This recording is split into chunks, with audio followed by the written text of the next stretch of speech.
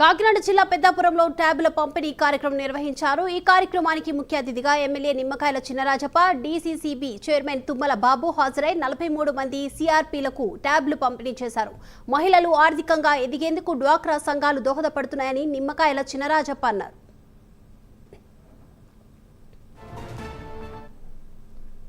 జనరల్గా ఇప్పుడున్న గతంలో అయితే మనం మాన్యువల్గా బుక్కులు రాసుకునే వాళ్ళం, ఆ బుక్కులు అప్డేట్లు చేసుకుంటూ ఉండేవాళ్ళం.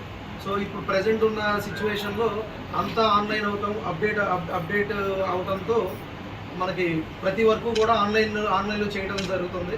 సో ఈ ఆన్లైన్లో చేసేటప్పుడు మనకి సిస్టంలో అందుబాటులో లేకపోవడం, ఆర్పీలందరూ ఇబ్బంది పడటం గమనించి మన గౌరవ రాష్ట్ర ముఖ్యమంత్రి వర్యులు ఆంధ్రప్రదేశ్ ప్రభుత్వం ద్వారా మన ఆర్పీలు ఎవరైతే ఉన్నారో వీళ్ళందరికీ కూడా వాళ్ళ పని సులువు అవ్వడానికి మనం ఎక్కడుంటే అక్కడ ఏదో సిస్టమ్ వెతుక్కోకుండా మన ఇంట్లో కూర్చొనైనా సరే మనం పని చేసుకునే విధంగా ట్యాబ్లు పంపించడం జరిగిందండి.